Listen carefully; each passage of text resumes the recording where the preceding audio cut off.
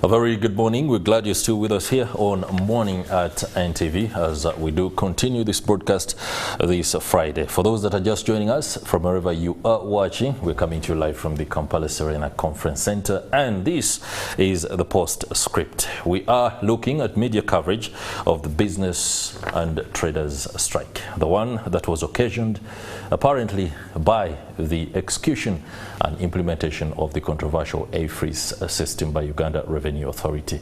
We are in day 4, or is it 5, of the strike. Owing to the politics within business, there was the Federation of Uganda Traders Associations that called a strike before the 16th of April that Kasita Uganda had set as the date for the start of the industrial action. That is something that we shall be talking about later as we get the perspective from the men who report the news.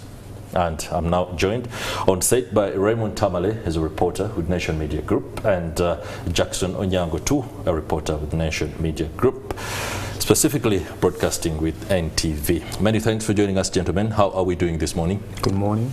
Good morning. Today, the top story is the meeting that is on the cards between the traders and President Yoweri Kaguta Museveni. We do understand that around about now traders are gathering at a Popo Memorial Center where they are due to settle for State Lodge Nakasero for that particular meeting. I think let's first understand what the agenda is, how the agreement came to be that that meeting will happen, and what the traders have been briefed on how to go about this particular business before we can step back into the why the strike is on and some of those controversial aspects. If you don't mind, Jackson Onyango, today's meeting is a high stakes engagement. The traders have said that previously the URA commissioner is a hard one to register a win from. And the finance minister is dismissive, and that they believe that President Yoweri Kaguta Museveni is the one that is going to listen, but in many of their submissions apparently has the solutions. Is that true? Yeah, I think the traders could be right, and we are familiar with the politics in our country. Currently, we can say that each and everything rotates around President Yoweri Museveni. That you have ministers, you have the bosses of all these institutions of government, MDS. That's right. But if it is a critical issue, you will always have these issues escalated up to the level of the president, whereby these officers appear not to have the power to do so, except if there are small issues in our villages. So that is the kind of the politics that we have. I know, you know that this is not the first time that we are having such a situation. And of course, people have always raised the concern, why is it that everything has to go up to the level of the president? So you are aware that just on Wednesday, on Tuesday, there was a meeting after the traders went on strike. And that meeting was convened by the Minister of Finance, Planning and Economic Development, Matia Kasaija. And in that meeting, I'm aware the former Chief of Defense Forces, now State Minister at the Ministry of Trade, General Mbadi was in that meeting, as well as, I think those were the ones who were in that meeting. And still, they failed to reach an agreement on the issue. So, I think it is also a dilemma for the Minister of Finance. We know that the President is the Minister of Finance, so he's responsible. But Kasaija is just delegated. So in this question, if you have what we have been discussing outside there, you have the Chief Finance Minister, who is the President, saying, I need certain amount, I need to raise 31 trillion shillings for the next financial budget. That's right. How you raise it, I don't care. The law is there, it was passed by Parliament.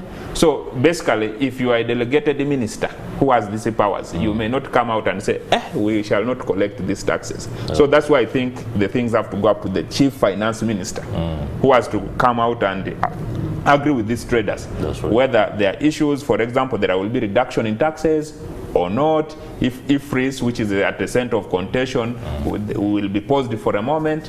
So That's where we come from. Okay.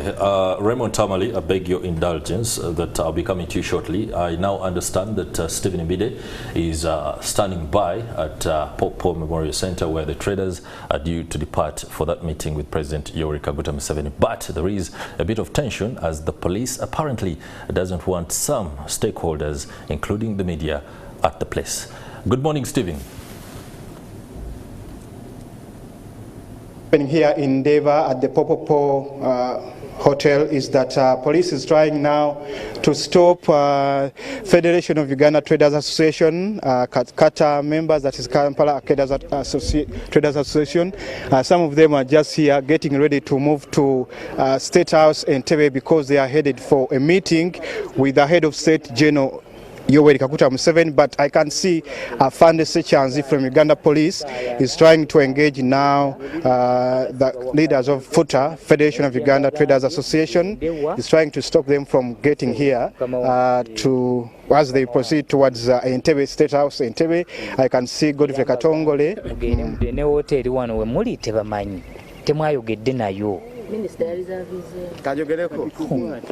Yes, Amanya Katongole Godfrey, Chairman of Asubuzi Bakedi, as Vice President FUTA. Twafunye appointment olwaleero nga tugenda mu State House Entebbe. Era batulindiridde, so tuli wano ku Popopo we tugenda okusimbula tugende tu meeting e President Museveni katumale mu Katongole atubulire ensonga ezinyigiriza abasuubuzi. Tusuubira bwe tunaava mu State House tugenda kubanga tufunye positive response okuva ewa President Museveni. So abasuubuzi tubeere bakakamu tulindirire ensonga nga President bwagenda okutuddamu.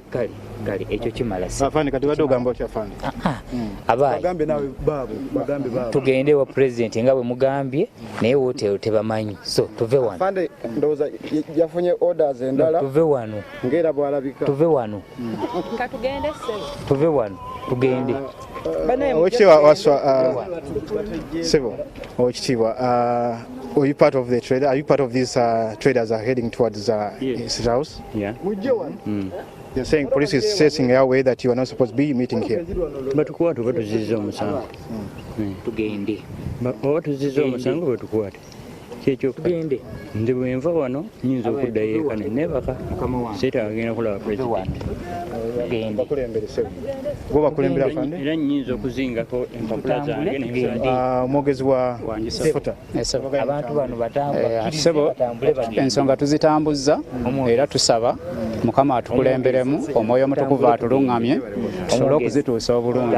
Ensonga waliwo okubweraliikirivu mu bantu abamu bagamba nti right now what's happening here that is police is trying to tell them to leave and head towards State House if they are indeed heading to State House, but police is saying that they didn't ask management of this Popopo hotel and that they don't know them, and that's why police says they should head towards State House if they are indeed heading there, and they are saying that they have to move right now. You're saying this gentleman is part of hotel, Popopo Hotel. Are you aware about these people? No, they are just meeting here about them. What the DPC told me, he told me these people are supposed to go to State House now, not supposed to be here at this time, because they're supposed to meet the president at this time. So we request them to leave so they can bring problems to the hotel. That's the most thing I want them to do now. Okay. For them, they were saying that they're just clients here and they No, not the clients. The clients, you have to go the other side of the restaurant. But you see where they are. We always meet here. Yes, we always meet here, but since... So Fande Sechanzi says now the other issue is Fande says they have to leave and go to Entebbe State House as they head towards State House. As we know that meetings have been happening, back-to-back meetings with the ministers, with URA, Minister of Finance, traders, and the issue is they have to head towards State House after failed meetings, that is from Parliament of Uganda, but also meetings at Fairway Hotel, Minister of Trade. They've been engaging them, and now they're being told to engage and get into the vehicles to leave State House. This is Kabanda, John Kabanda, the president of Futa president, was told to leave. Mbadde nteesa tuleke tweteeketeeke bulungi tugende. Mulina abalabe muyinda.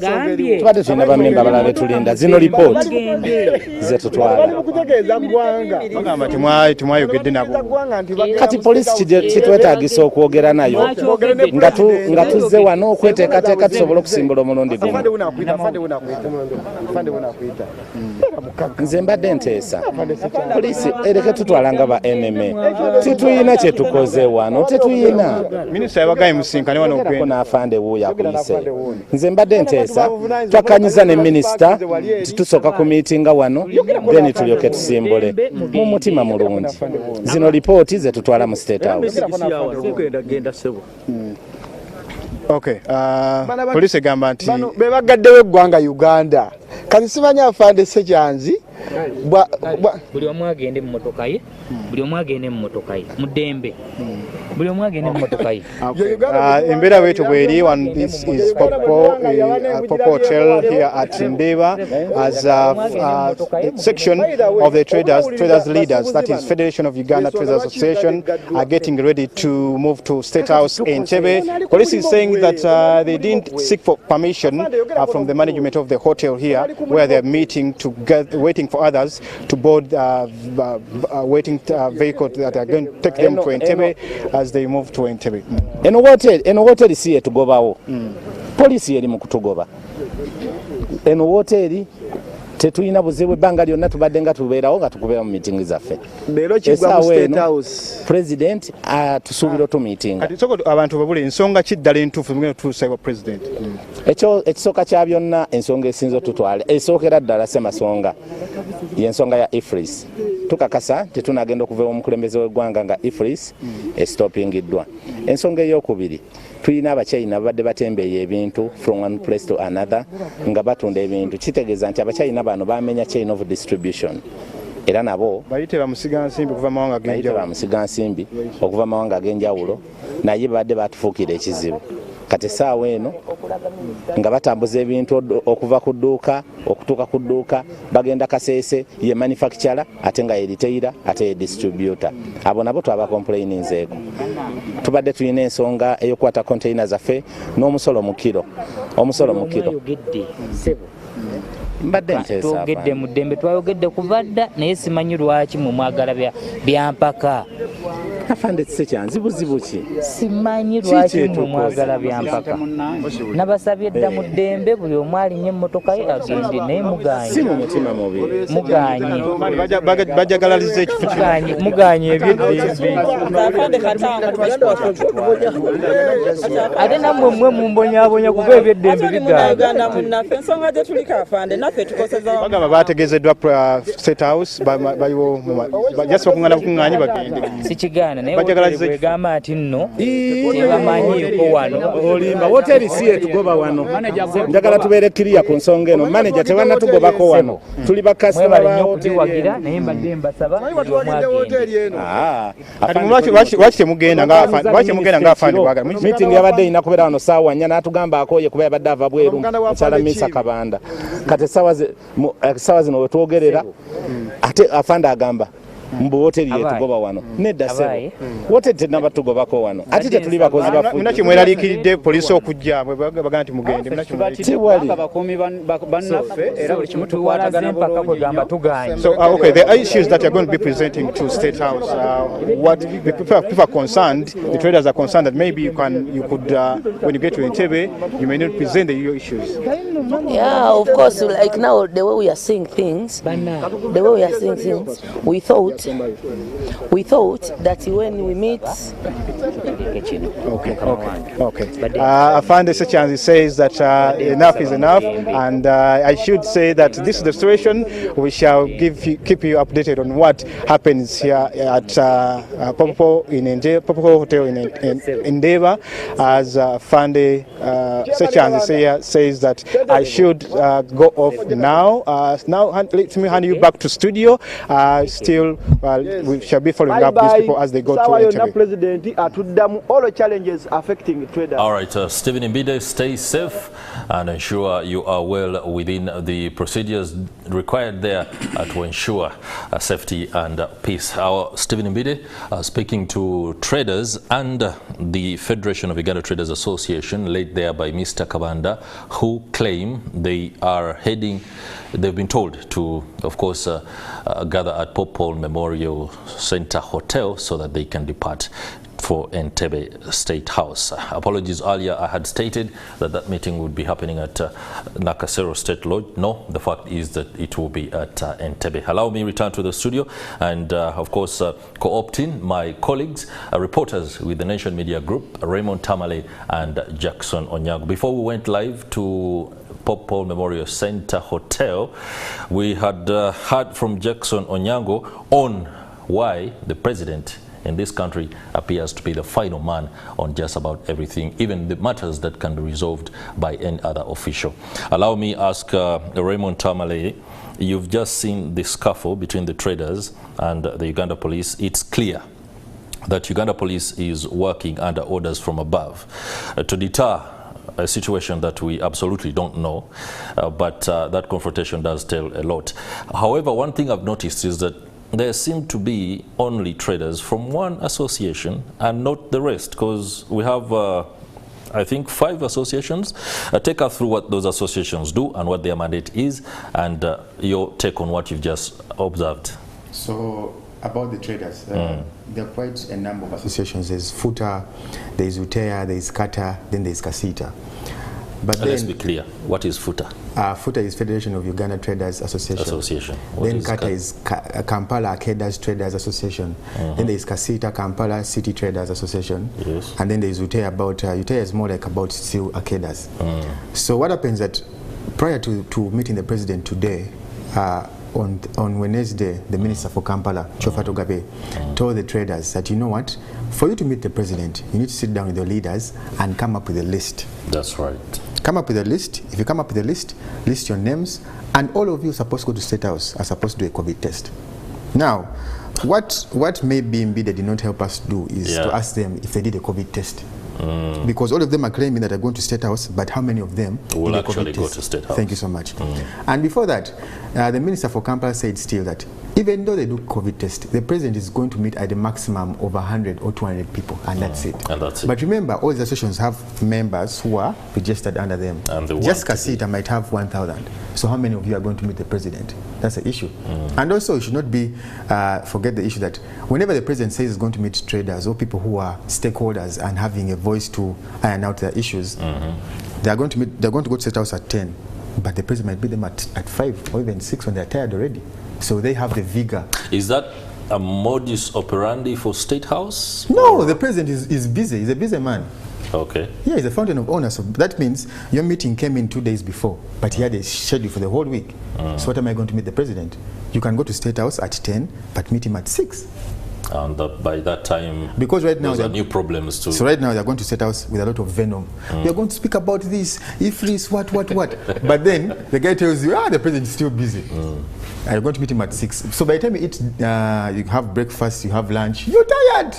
So you're going to the meeting with the president. In other words, allow me divert a bit from the core of this discussion and just point out what you appear to suggest is the continuous dramatization of Uganda's shameful condition of how we deal with things. A meeting has been set for 10 and communication has been issued. And you're telling me they could actually be met at 5 p.m. into the night, and that could totally complicate every aspect of engagement or negotiation. I hope it works out pretty well. Chris, just the other day, I was having a chat with my colleague here, Onyango. Onyango was at Nakasero, and their colleagues were supposed to meet the president at Nakasero. And at 6, the president left home and was going to Chisozi, and these people were told to follow him in a bus. He can confirm. Can you? Those were private. You're reporting this. So when you speak about the fact that... so the likelihood that this particular meeting might not go as planned is something that we should look out for. Anyway, we do hope that the engagement goes on and that the matters that the traders want addressed can actually be talked about. But now let's get to the core of the issue, why they are striking. A-freeze has been the blanket issue that all of us know, the execution and implementation of what they say is very, very unfair way, the high-handedness of the Uganda Revenue Authority. I know it's a story that you guys have told us day in, day out, but for this particular engagement of morning at AT NTV, why is A-freeze so controversial? Jackson. Okay, if I can pick it from there. So, A-freeze, according to Uganda Revenue Authority, it was brought up in 2019, but implementation actually started in 2020 in a phased manner. That's right. So they started with the manufacturers, big entities, supermarkets, and so on. And now, this is the time they are rolling it down to the traders, or Muntu Awansi, if we can say. And the traders are uncomfortable with it. Of course, whether the sensitization, education, awareness was done adequately, it is subject of contention, because personally, in the past, I had seen adverts talking about e-receipt and so on. Much as I did not understand much about it, I wanted to assume that Uganda Revenue Authority that brought the platform forward the system and the traders who are supposed to use it were at par. Not until a few weeks ago when we actually saw that the traders were protesting. You know, in a meeting, they had a meeting with the Commissioner General of Uganda Revenue Authority, which was supposed to harmonize how they were going to use this system, and the traders were rejecting. Uganda Revenue Authority has indicated that initially, they indicated that the cost of acquiring the system was quite high. And to them, they even went ahead to procure some of the machines that they're supposed to use. High-tech machines. Exactly. But still the traders failed to use the machines. So the question may be here, as a reporter, what I've been trying to establish is whether the parties are honest, each of the parties involved in this. Because to me, there is a little bit of dishonesty. It could be either from the point of Uganda Revenue Authority or from the traders. Uganda Revenue Authority accuses the traders, for example, under the analog system of having books for record keeping. For bookkeeping, they could have two sets of books. One which is genuine, and to them, they know their actual sales, and one which is designed for URA. So when URA comes, you present to them and you're actually showing that the sales are low. But on the other hand, you actually know what you're receiving. So URA is saying it is time that I get what is rightfully what is due. Exactly, the VAT.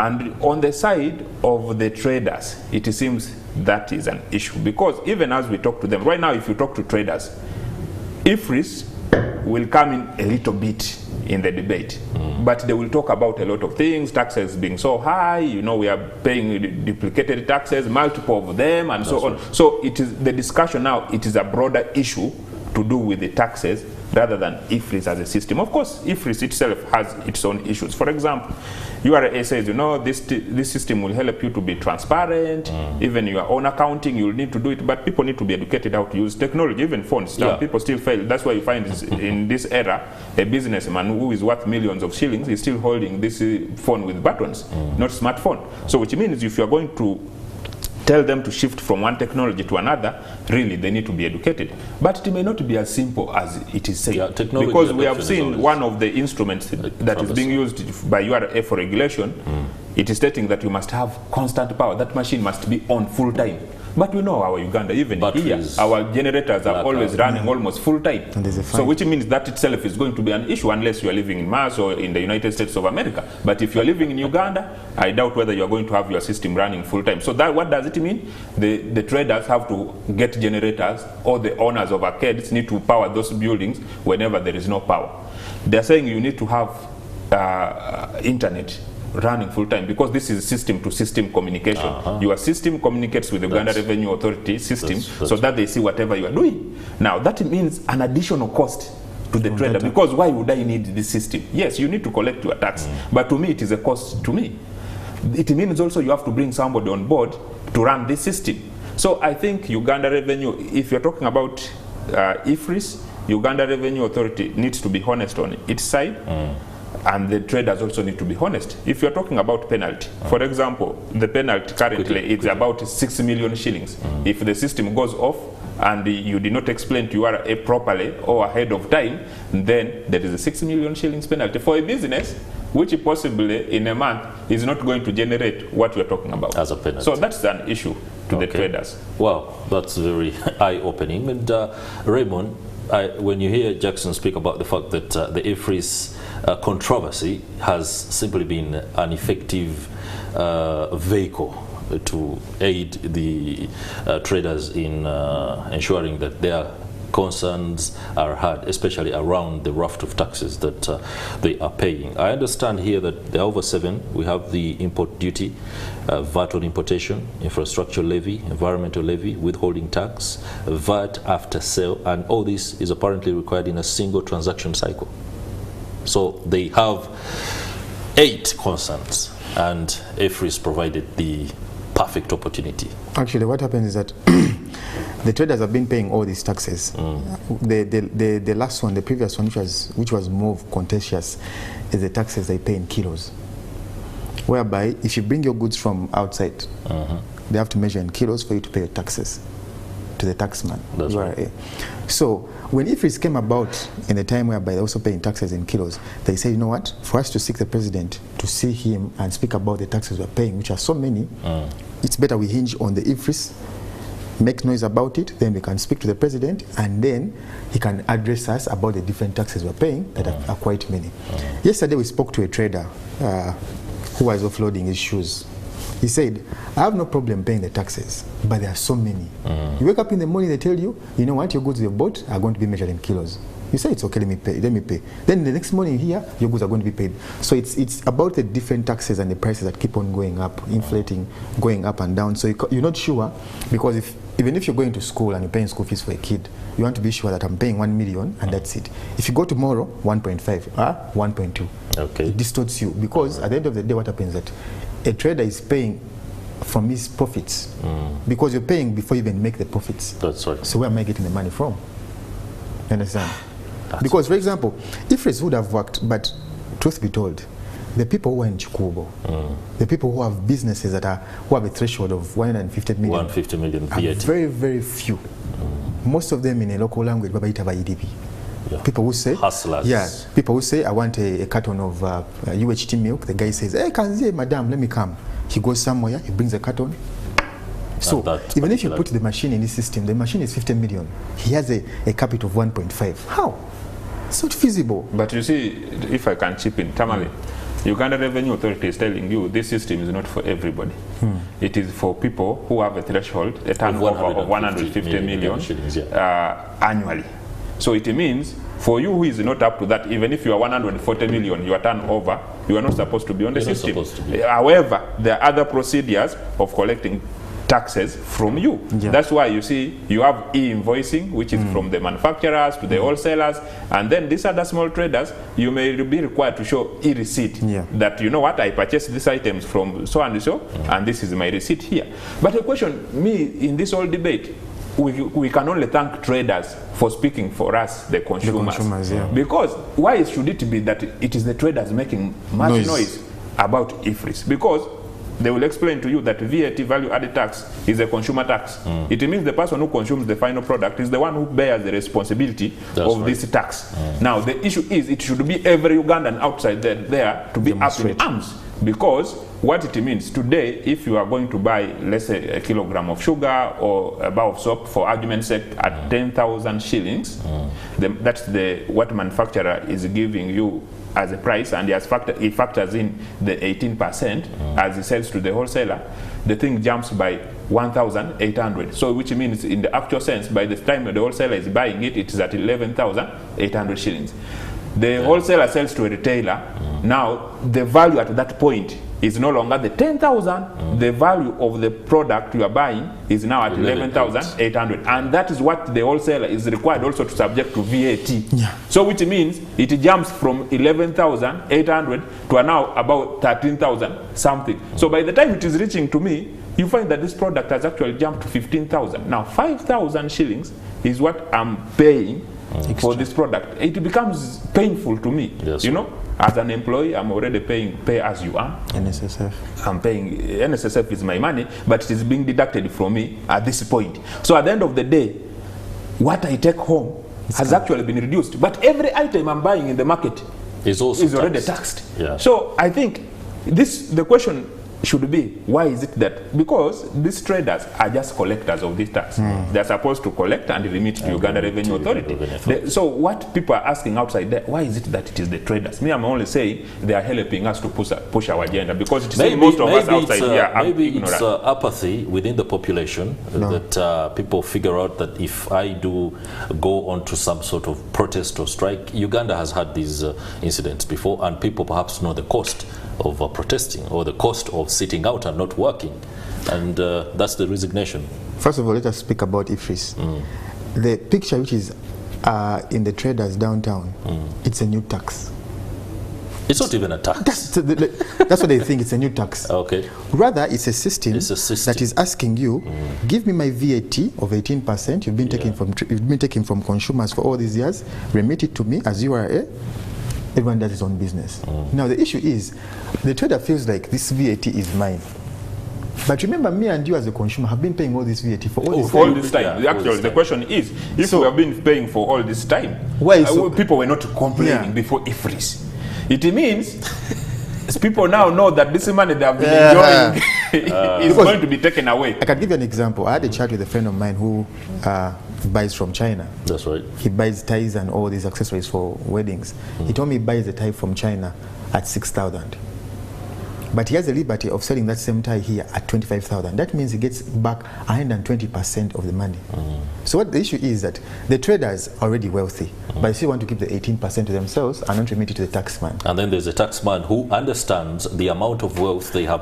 And that's why I said there is a need for honesty here. The traders may be having their own issues which are very genuine. For example, if you talk about paying multiple taxes, I agree with them absolutely. Right. But if we are to peg it on IFRIS, I think there is, because at the end of the day, if you have subjected me as a consumer to this tax, 18%, then pay it out, let it go. Of course, we shall always, we have our concerns. If you see the opulence, how people these people in government are spending our taxes, the posh cars they are driving, the nature of the dresses they are putting on. Yet, on the other hand, we have poor infrastructure, potholes everywhere, the schools are dilapidated. We can question that. That's right. So we also need to put our leaders on the spot and say, okay, these taxes are going to be collected. We agree with you that you should take it. After all, we are already paying for it. But the question is, how are you using it? That is very important and critical for us, how the taxes are being used. All right. And also you should consider the fact that the man at the helm of URA has a task. Mr. Rujoki. You've been told, collect this much money, I need this much money. So either do it or you exit. That's what he's supposed to do. Collect the money. And that begs the question. Tax base deepening and widening. URA is required to widen. Apparently, the strategy is now deepening. As a country right now, the options available to scoop money from the population are running out. And that's why you see URA trying to ensure that they can pick on anything. The other day, we were revealing in the Daily Monitor the fact that employees who are receiving products that the employer deals in are not paying a certain tax according to URA. For example, a sugar factory, you're working in Kakira or Kinyara, and then you get to work and you take tea. The tea that employee is taking is not taxed. Government believes, or URA believes, that that tea has come straight from the factory and there is no trade or transaction anywhere there.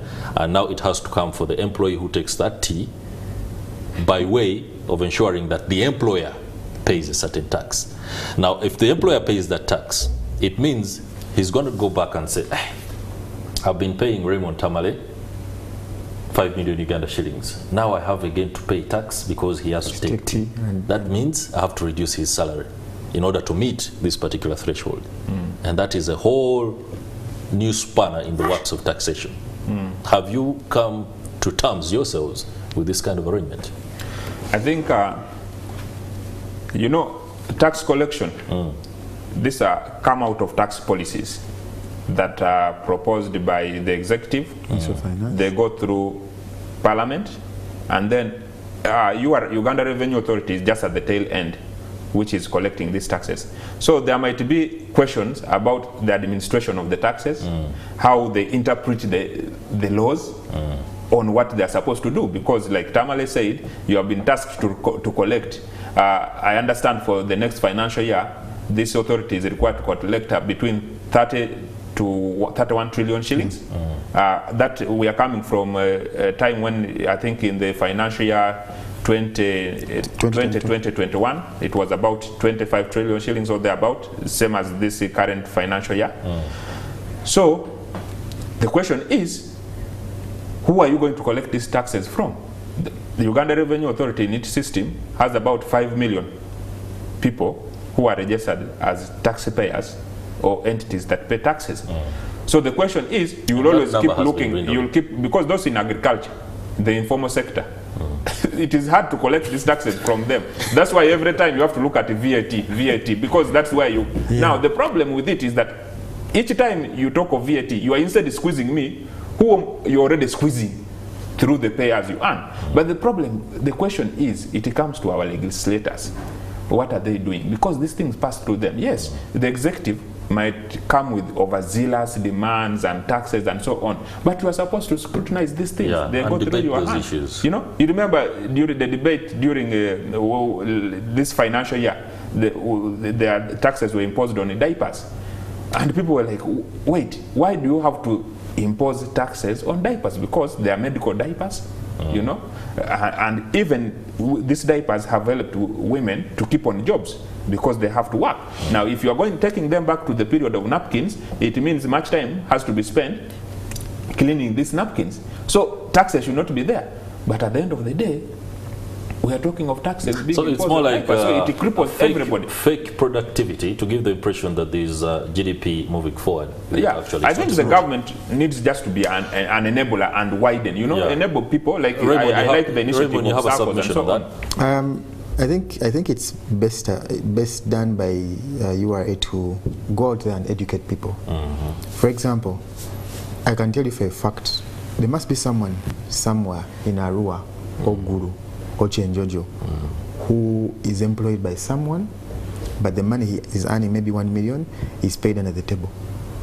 Yeah, there's a lot of that across the country. So that means the employer himself is not willing to pay the tax. And also the person who is being paid the tax is happy with it. So me who's in Kampala and I'm paying all these taxes, how am I going to benefit? Because I'm paying for taxes for someone who's in Chenjejo who is being paid under the table. So what needs to be done by URA is maybe to go out and try to be liars with the people who are connect with them more than saying, you know, being in boardrooms and saying this. Ask them, you know what, tell someone, you know what, if you pay taxes, this will happen, blah, blah, blah. But people will look at taxes and say, even if I pay, nothing is being done. So you keep on squeezing the small group of people to pay this, pay that, pay this, pay that. At the end of the day, that's why you see many people right now are leaving the country, because you get overwhelmed. Even us who are in employment, you just keep your head above water to be like, you know what, yes, I'm doing well, but initially, deep down you're suffering. Yeah, as good as they ought to be. Truth be told.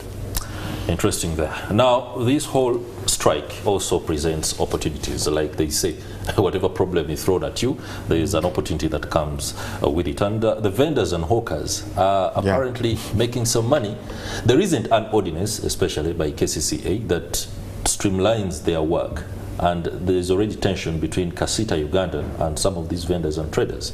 If you don't mind, have you spoken to them? And of course, the stories of the fact that their profit margins have catapulted threefold for some is pretty good for them. But after the strike ends and the traders open, what will happen?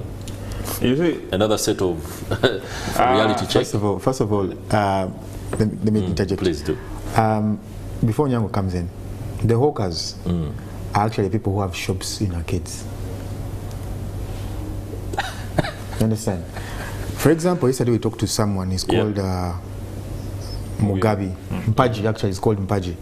This man said, I have a shop in Kwalisel, but the fact that I was given a hint earlier that they're going to close shops, I took some of my stock, took it home, now I'm hawking on the street until they open back the shops. So basically, we don't have hawkers. The people who are selling the things outside on the verandas of the buildings are people who initially get the goods from inside the shops, then put them outside and sell and get an extra profit. But normally, whereas that is the picture that we may have gotten or you may have gotten from the field, it may not apply to everybody. Yeah. That could be a selected few. Yeah, it could be a selected. All are there. Because one thing I know for sure, if you have made money under the structure of a shop, you know, or a lockup, whatever, it's very difficult to. It's seen more like bringing yourself to, you know, it's a difficult mental decision to make. But again, if you want to make money, at the end of the day, you have to drop. So the only issue is like that some of those people who vend on the streets are used by the guys who sell. Perhaps. So, you know, they tell you if you can, there is a commission for you. If you can sell this amount of goods, then I give it. So it becomes like a job.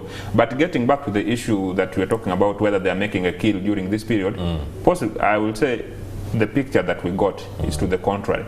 Because you see, there are many people who come to town to do all kinds of business. There's a person, for example, let's say people who vend food or sell food in these small restaurants of ours.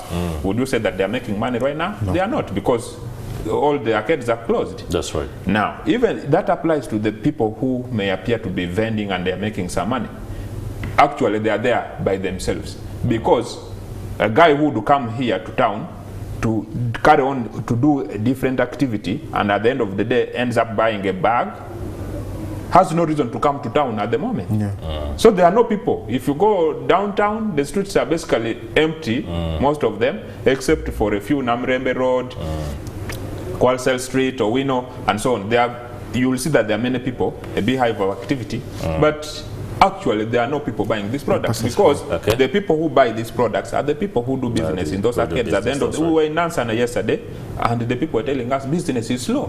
And actually they've started running out of some commodities because the suppliers in Chukubo have closed business.